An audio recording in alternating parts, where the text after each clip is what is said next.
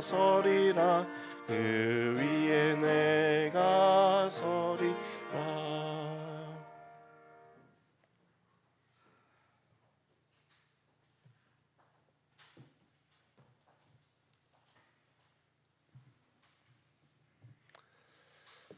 안녕하십니까? 네, 화요일 예배 오신 여러분을 진심으로 환영합니다. 하나님의 귀한 축복이 여러분과 여러분의 삶 속에 함께하기를 간절히 소망합니다. 요즘에 너무 날씨가 이제 가을 날씨입니다. 좀 날씨가 좀 많이 춥긴 하지만 나무를 보면 뭐가 보이시나요? 네, 단풍이 보이는 계절인 것 같습니다. 가을이 오면 여러 가지 생각들이 듭니다. 하나님께서 세상을 얼마나 아름답게 창조하셨는가, 이런 생각이 들게 됩니다. 하늘나라 가면 에덴 동산과 같은 새 하늘과 새 땅이 있다고 합니다. 또 그곳이 얼마나 아름다울까 우리가 또 이 세상에서 또 이 계절에 또 맛보게 되는 것 같습니다. 오늘은 사도행전 24장에 있는 말씀을 가지고 하나님께 향한 소망을 나도 가졌으니 라는 제목으로 여러분과 함께 은혜 나누고자 합니다. 먼저 하나님의 말씀 사도행전 24장 1절에서 9절 그리고 14절에서 16절에 있는 말씀을 함께 보도록 하겠습니다. 제가 읽도록 하겠습니다. 눈으로 함께 읽어주시면 좋겠습니다. 닷새 후에 대제사장 아나니아가 어떤 장로들과 한 변호사 더둘로와 함께 내려와서 총독 앞에서 바울을 고발하니라. 바울을 부르매 더둘로가 고발하여 이르되 벨릭스 각하여 우리가 당신을 힘입어 태평을 누리고 또 이 민족이 당신의 성견으로 말미암아 여러 가지로 개선된 것을 우리가 어느 모양으로나 어느 곳에서나 크게 감사하나이다. 당신을 더 괴롭게 아니하려 하여 우리가 대강 여짜옵나니 관용하여 들으시기를 원하나이다. 우리가 보니 이 사람은 전염병 같은 자라. 천하에 흩어진 유대인을 다 소요하게 하는 자요 나사렛 이단의 우두머리라.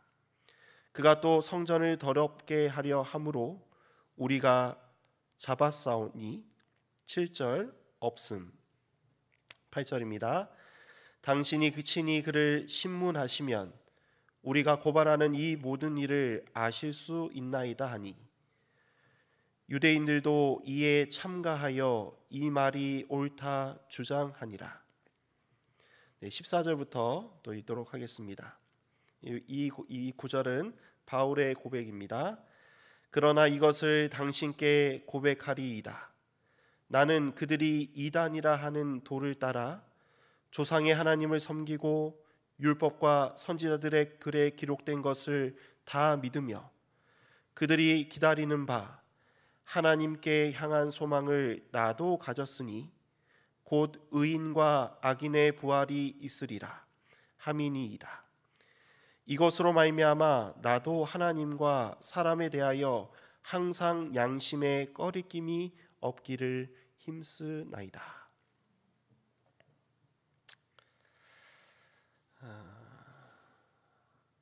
지금 사도 바울은 억울하게 붙잡혀 있습니다. 그런데 그 붙잡혀 있는 장소가 어디입니까? 여러분, 사도 바울이 어디서 잡혔지요? 바로 예루살렘에서 사로잡혔습니다. 자, 예루살렘에 가면 너가 사로잡힘을 당할 것이다 라고 이야기합니다. 그 예언을 듣고 가지 말라는 만류에도 불구하고 지금 사도 바울은 예루살렘에 가서 어떻게 되죠? 잡혔습니다. 그런데 이 재판받는 장소, 24장의 재판받는 장소는 예루살렘이어야 하는데 지금 사도 바울은 예루살렘을 떠나 가이사라에 도착해 있습니다. 사도행전 23장 23절 24절을 보면 예루살렘에서 가이사라로 그 장소를 옮기는 구절이 나옵니다. 제가 읽도록 하겠습니다. 백부장 둘을 불러 이르되 밤 제3시에 가이사랴까지 갈 보병 200명과 기병 70명과 창병 200명을 준비하라 하고 또 바울을 태워 총독 벨릭스에게로 무사히 보내기를 위하여 짐승을 준비하라 명하며, 밤 제3시에 아무도 모르게 보병 200명과 기병 70명 그리고 창병 200명, 총 몇 명입니까? 470명을 동원해서, 그러니까 무슨 말인가 하면 한번 좀 생각해 보십시오. 천부장은 몇 명을 거느리고 있는 사람입니까? 1000명입니다.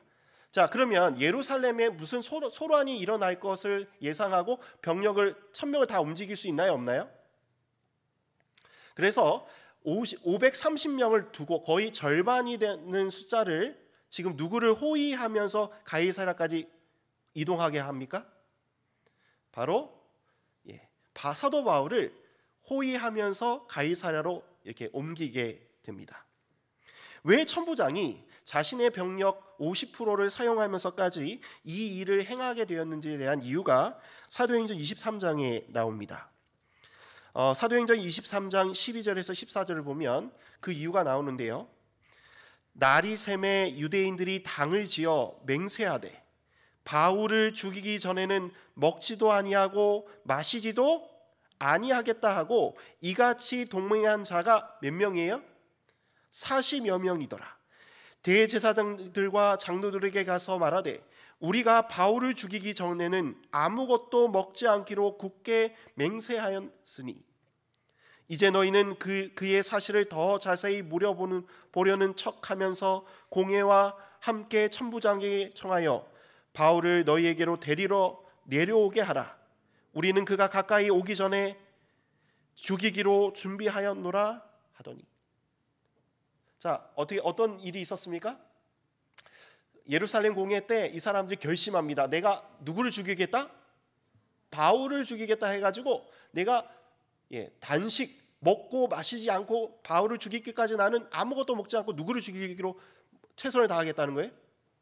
자, 그런 사람이 몇 명이에요? 40명이 준비가 됐습니다. 자, 이 이야기를 누가 듣게 되는가 하면 16절에 보면 바울의 생질이 그들이 매복하여 있다함을 듣고 와서 영내에 들어가 바울에게 알리게 됩니다. 그래서 바울이 이 천부장에게 이야기하게 되어서 바울이 그 생질을 보고 이 천부장에게 그 이야기를 전달하기 위해서 이야기하는 것입니다. 그 결과 천부장은 바울을 예루살렘에서 총독이 있는 가이사랴로 옮기기로 결심하게 됩니다. 이곳에 있다가 보면 누가 죽게 되는 거예요? 로마 시민인 누구요? 바울이 죽게 되는 것입니다. 그래서 이곳에 있으면 안 되겠다 생각을 하고 그날 밤 제3시에 470명을 동원하여 지금 어디로 옮기게 되는 거예요? 가이사랴로 옮기게 되는 것입니다.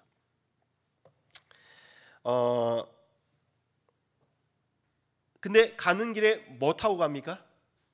짐승을 타고 갔다. 아마 기병과 함께 말을 타고 가지 않았을까 생각해 봅니다. 그래서 바울은 로마 군대의 호위를 받으면서 밤 3시에 가이사랴로 급하게 옮겨지게 됩니다. 바울이 예루살렘을 떠난 그 시점 이후 5일이 지난 이후에 사도행전 24장이 시작되는 것입니다. 사도행전 24장 1절에 이렇게 이야기합니다. 닷새 후에, 이 닷새 후는 뭐냐면 바울이 예루살렘에 있다가 지금 어디로 옮기게 된 거예요? 가이사랴로 옮기게 된 5일이 지난 후에 대제사장 아나니아가 어떤 장로들과 한 변호사를 더둘로와 함께 내려와서 총독 앞에서 누구를 고발하는 거예요? 바울을 고발하는 것입니다.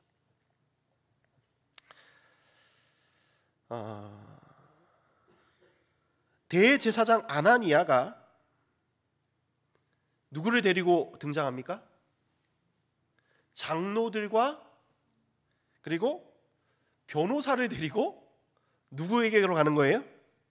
총독 앞에 정식으로 바울을 고발합니다.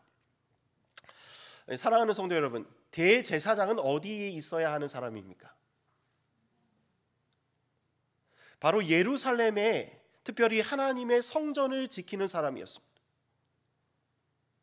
하나님의 성전에 있어야 할 사람이 사람들을 대동해서 특별히 변호사를 데리고 총독 앞에 직접 고발하게 되는 것입니다.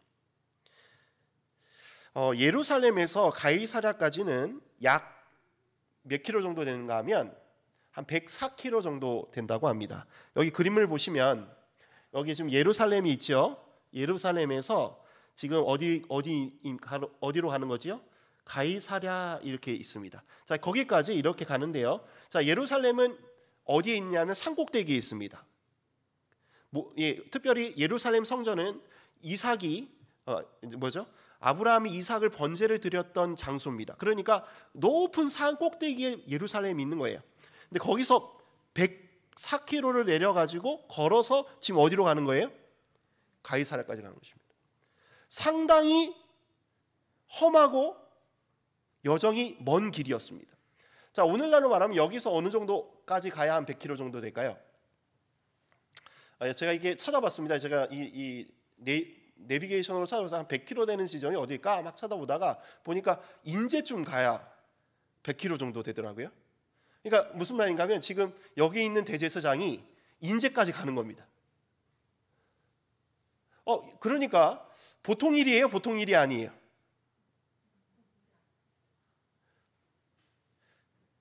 당시 교통수단이 발달하지 않은 때라 100km를 걸어서 간다든지 아니면 말을 타고 간다든지 한다 하더라도 그 시간이 꽤 걸리는 시간이었습니다. 어마어마한 거리였죠.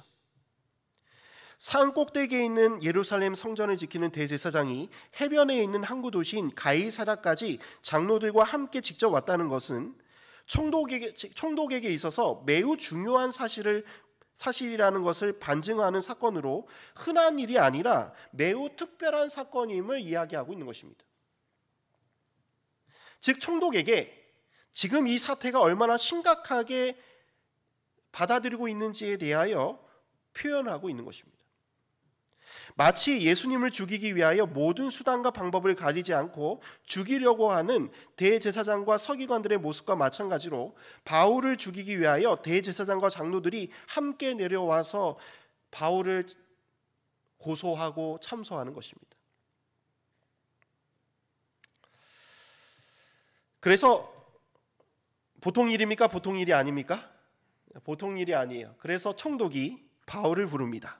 그리고 재판을 시작하게 됩니다.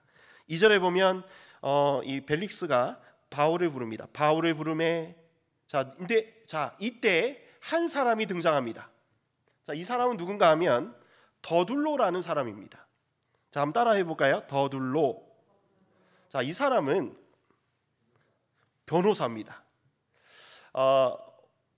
예전 번역에는 변사라고 되어 있습니다.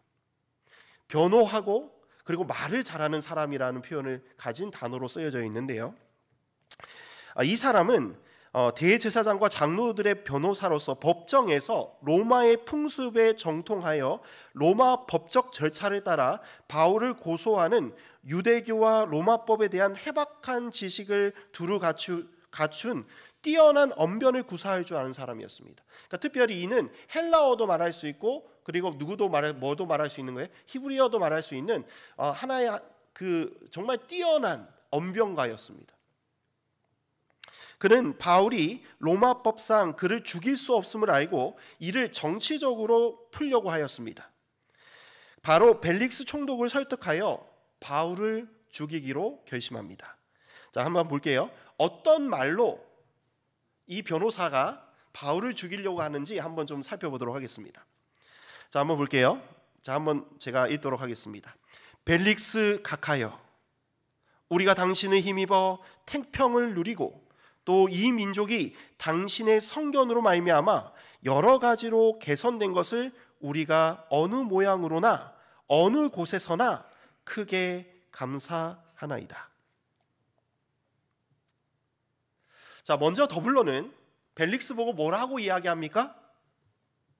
여기 보면 호칭이 나옵니다. 뭐라고 나오죠? 각하, 일어나는 표현을 씁니다.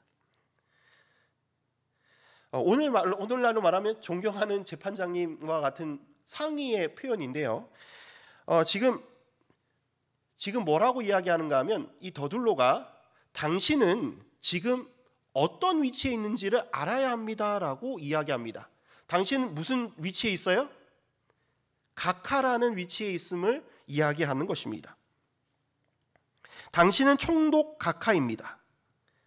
당신의 힘을 입어 우리가 태평을 누리고 오늘 이스라엘 민족이 당신의 성견, 뛰어난 안목으로 말미암아 여러 가지 개선된 것을 어느 모양으로나 어느 곳에서나 우리는 크게 뭐하고 있다? 감사하고 있다. 자, 이 이야기를 들으면 여러분은 어떤 느낌이 듭니까? 굉장히 총독을 뭐하는 일이에요? 높이는 이야기입니다. 그런데 이 말에는 다른 이면의 뜻이 있습니다. 벨릭스가 이 이야기를 듣고 매우 기분이 좋지 않았어요. 왜 그런가 하면 당시의 총독의 위치가 어떠한가 하면 당시 여러 지방에 로마 황제가 자기를 대신해서 통치를 맡을 만한 믿을 만한 사람을 지명해서 세웁니다. 그래서 각 지방에 반란이 일어난다거나 좋은 소식이 없거나 조금이라도 황제에게 회가 되는 소식이 들어가게 되면 총독은 바로 뭐 하게 되는 거예요? 바뀌게 됩니다. 그러니까 내가 총독을 하는 게 영원히 하는 게 아니고 어느 순간 잘못 이야기가 들어가면 한순간에 뭐 할 수 있어요? 그 위치가 바뀔 수 있음을 너무나 잘 알고 있었어요. 그래서요, 벨릭스 역시도 노예 출신입니다. 그러니까 노예 출신으로서 황제의 시민을 얻어서 어디까지 간 거예요?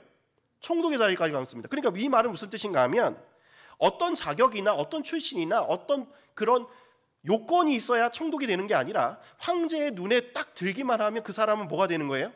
총독이 되는 겁니다. 그 말은 황제의 눈밖에 나면 바로 그 지위는 어떻게 되는 거예요? 박탈되는 것입니다. 바로 그 자리가 총독이라는 위치입니다.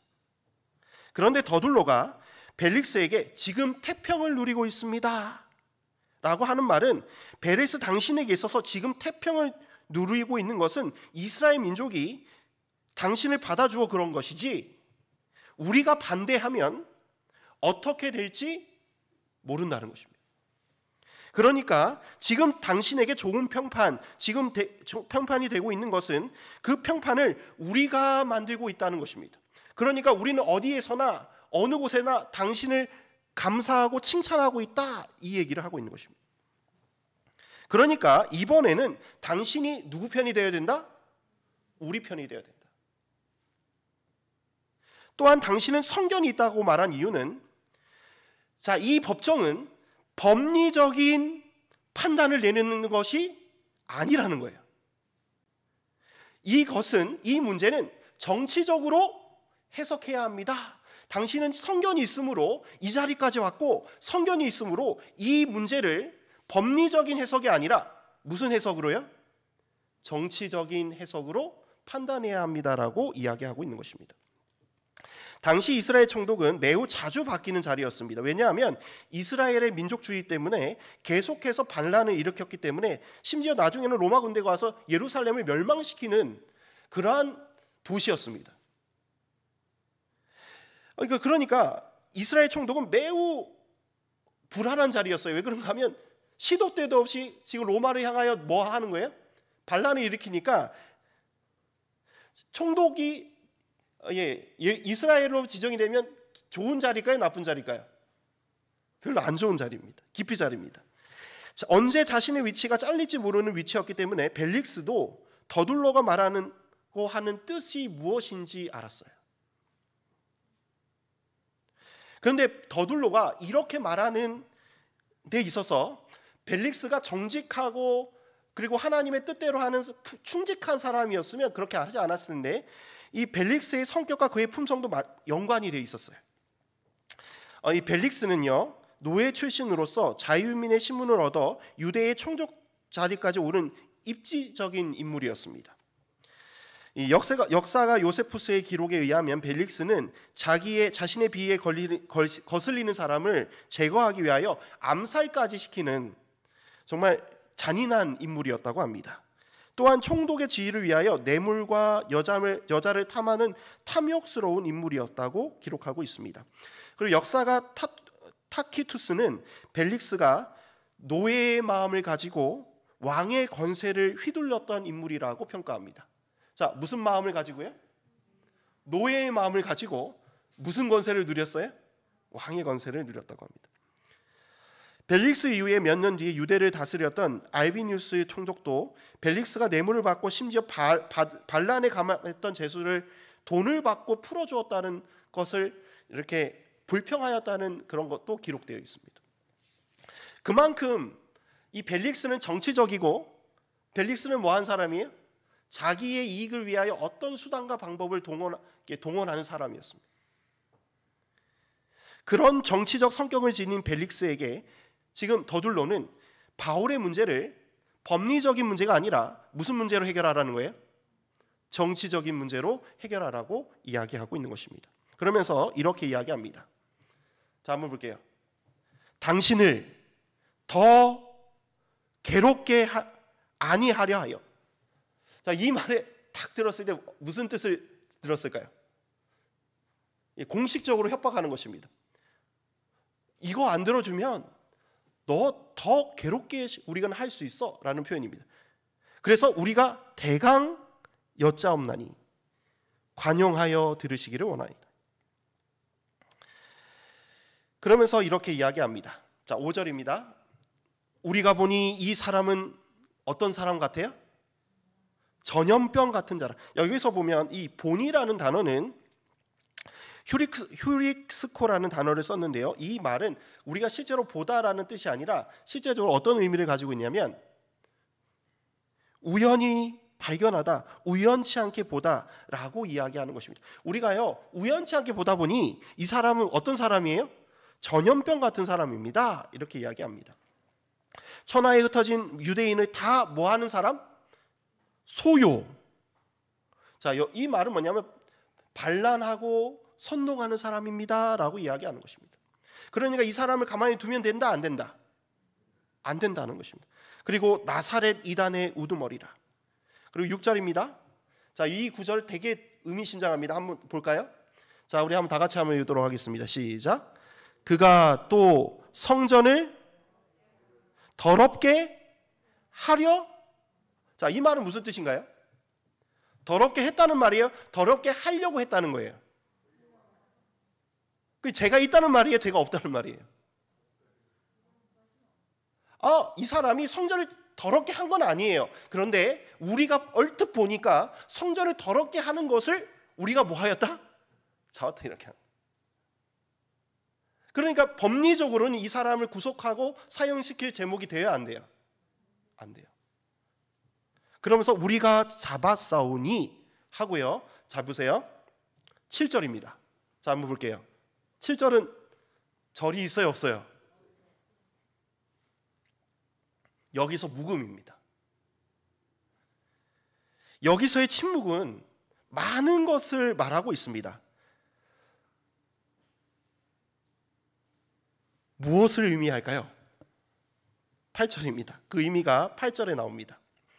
자, 한번 볼게요. 한동안 침묵이 흐른 후에 이 더둘로가 이렇게 이야기합니다. 당신이 친히 그를 뭐 하시면? 자, 여기 한번 동그라미 칠까요? 신문이라는 단어입니다. 당신이 친히 그를 신문하시면라는 말은 여기에 더둘로가 말하고자 하는 참 의미가 있습니다.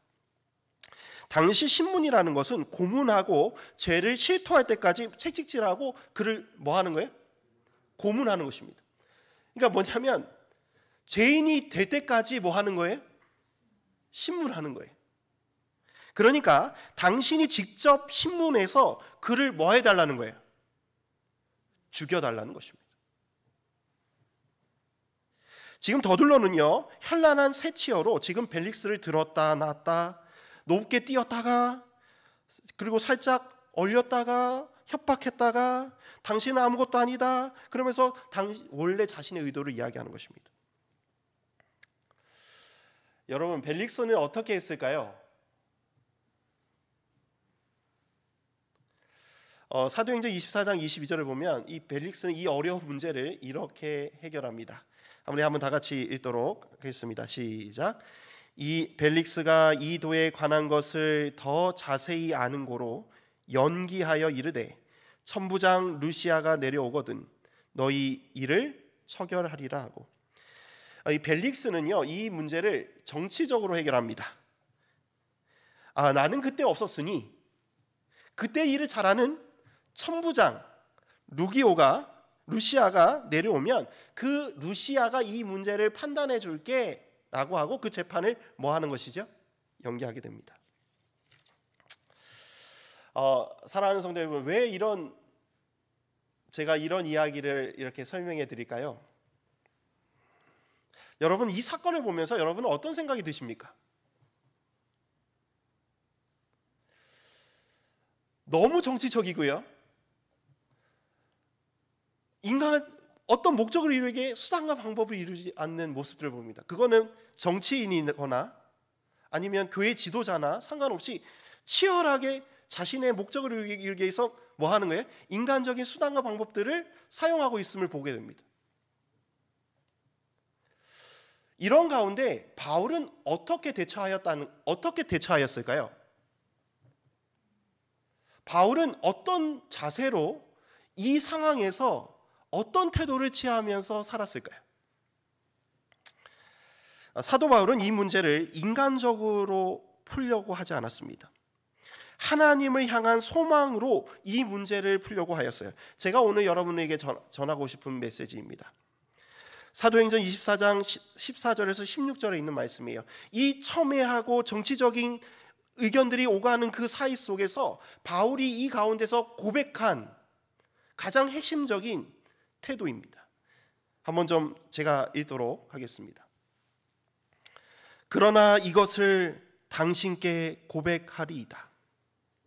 나는 그들이 이단이라고 하는 도를 따라 조상의 하나님을 섬기고 율법과 선지자들의 글에 기록된 것을 다 믿으며, 15절 되게 중요합니다.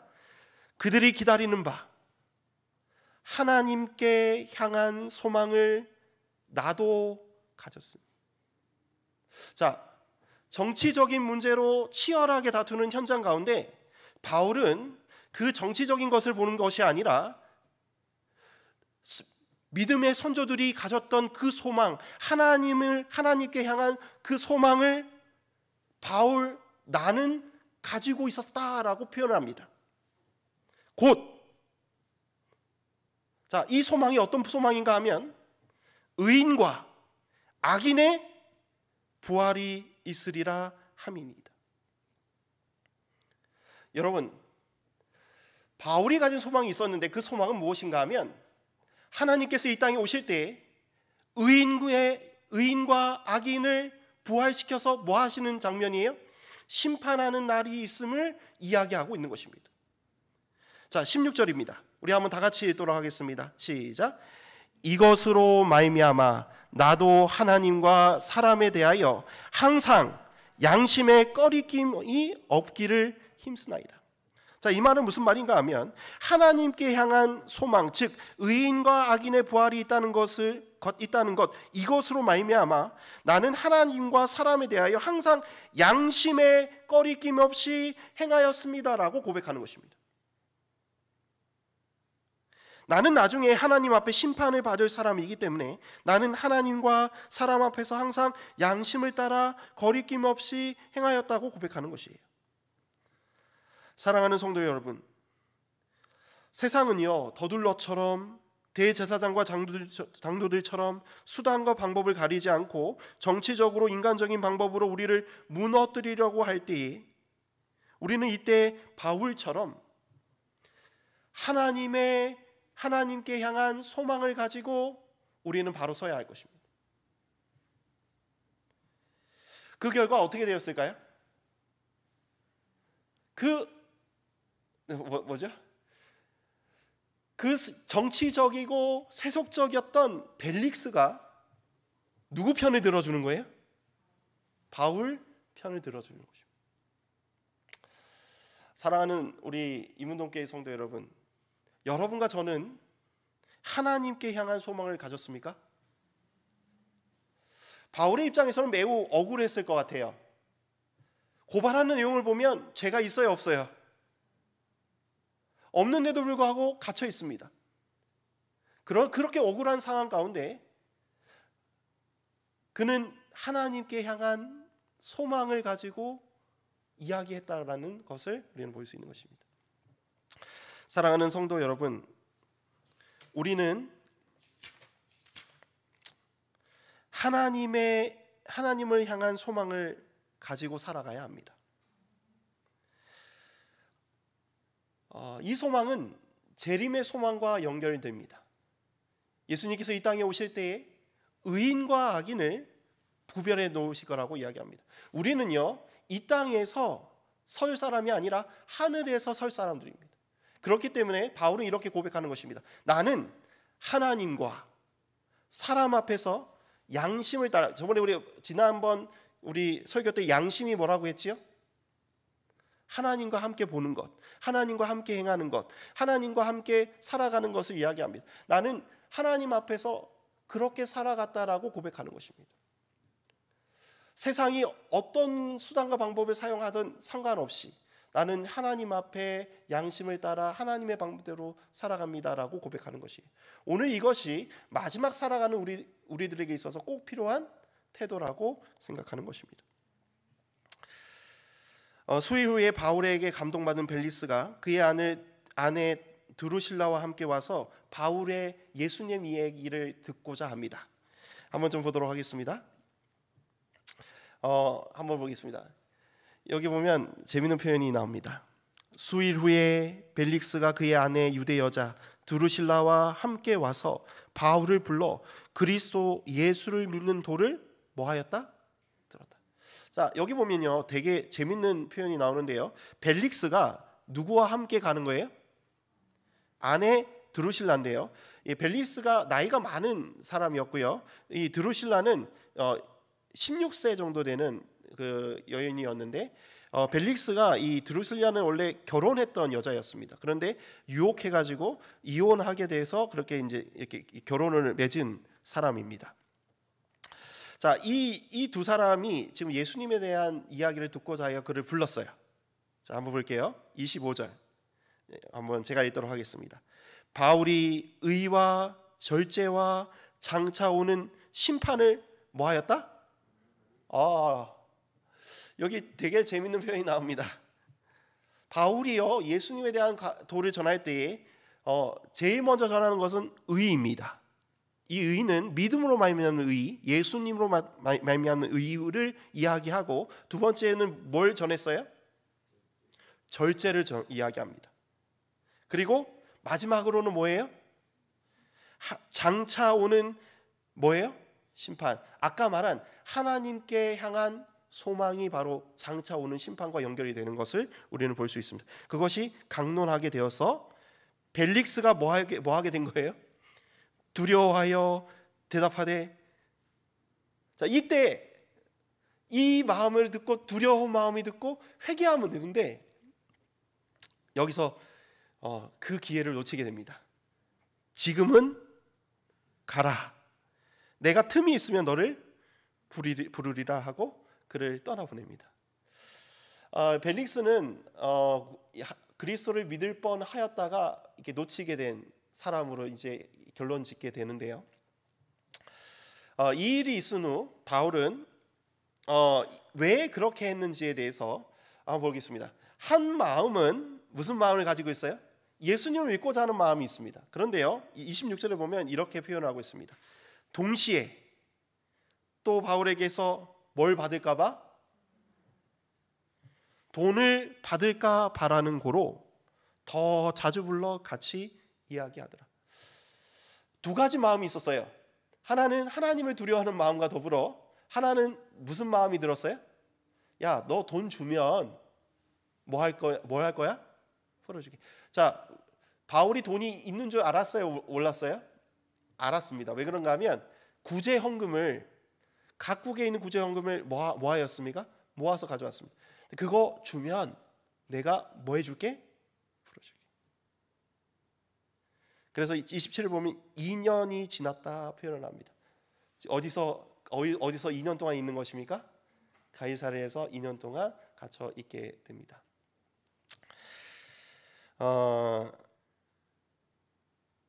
이 이야기를 우리가 좀 살펴보면서 우리가 사도행전 24장 우리가 22장부터 쭉 오면서 바울이 우리가 인간적인 눈으로 봤을 때 바울의 결론이 뭐냐면 좀 답답합니다.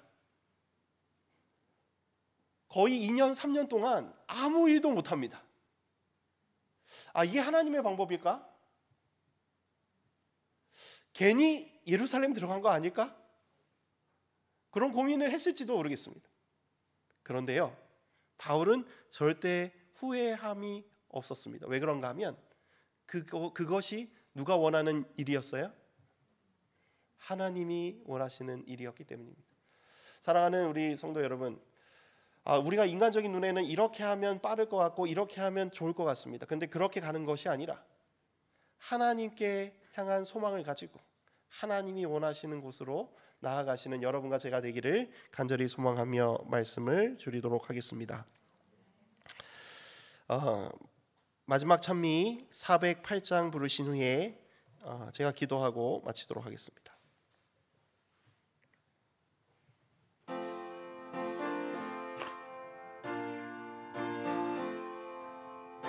다 같이 일어나셔서 부르도록 하겠습니다. 귀한 약속 나의 맘에 항상 흘러넘치네. 나의 곁에 사랑의 주 언제든지 대신해. 귀한 약속 주의 사랑 말로 또 고요한 밤 눈 감으면 귀한 약속 보이네. 귀한 은혜 내 영혼을 항상 인도하시리. 어느 경우 당하든지 기쁨으로 살리라. 귀한 약속 주의 사랑 말로 형용 못해도 고요한 밤 누우면 귀한 약속 보이네. 귀한 소망 나의 맘에 항상 기쁨 주시니. 어려운 일 당할 때도 찬송하며 살리라. 귀한 약속 주의 사랑 말로 형용 못해도 고요한 밤 눈 감으면 귀한 약속 보이네.